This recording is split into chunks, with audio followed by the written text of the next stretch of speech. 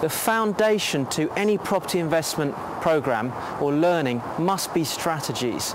Most people make the mistake of going out and buying properties first and then wondering what the strategy is afterwards.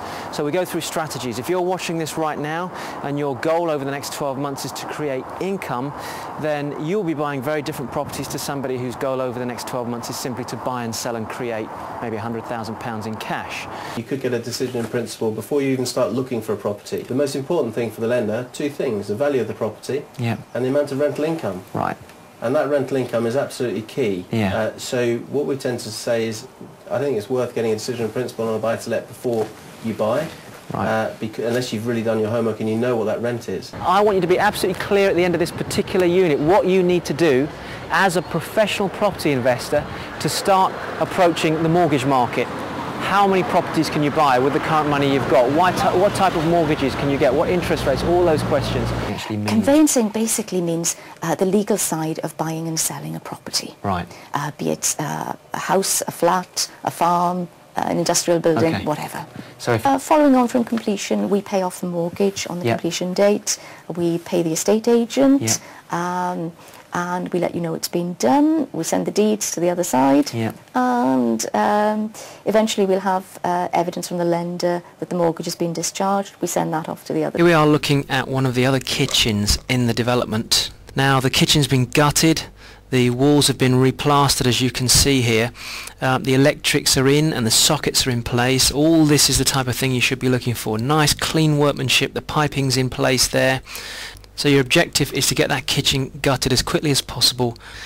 The bathroom doesn't have to be complicated. A simple £200 or £300 bathroom suite would be sufficient for this type of property, as you can see.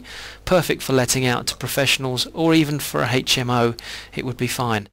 There are some very good lettings agents out there that will take all that away from you. So actually all you're doing is you're finding, as you said, you find good properties and hand them over and have somebody take a lot of that. Maybe I would say this, wouldn't I? But I do genuinely believe that the vast majority of letting agents are perfectly professional companies. They're perfectly good companies and they run their business in a very ordered way.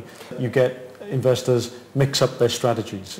They'll buy a property thinking they're following a particular strategy, whereas in fact the property is completely wrong for that strategy, and it should be, you know, for example, you buy a student HMO and you're miles away from the university or the source of tenants, you know, you're some distance from the teaching hospital or whatever, and the HMO market is quite sensitive to that kind of thing. So what I'd like to do is just use a couple of the websites first, and I've got rightmove.co.uk, and I also thought it would be quite valuable just to look at some lower end properties. So these are when I say lower end, I'm talking about properties in the region of sort of 45, 55, 65, 70,000 pounds. And for those of you that have never seen these type of properties, I just want to show you these and let you know they are available, and also let's have a look at the cash flows and see how they work. So I've put a search into the Merseyside area around Liverpool, and I'm looking for 2-bedroom properties, as you can see, and I'm sorting from lowest to high out from our comparable spreadsheet. But I'm going to fast track this, and we're going to work with 56,950. So I'm going to put that information into here.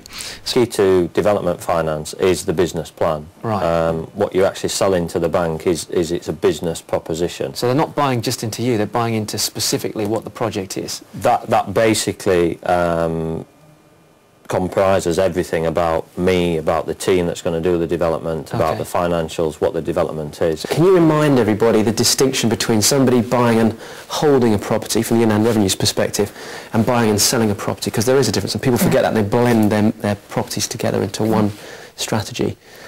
Yeah, it's quite important to keep this quite distinct, because there's obviously different tax rules and regulations relating to the different. A buy-to-let is an investment. You're buying it, it's long term, you're planning to hold on to it, and you know, eventually have a residual income coming from it. Trading, you're going to do the purchase it, do it up, and move it on quite quickly. You want capital out of that, you want to be able to reuse that money.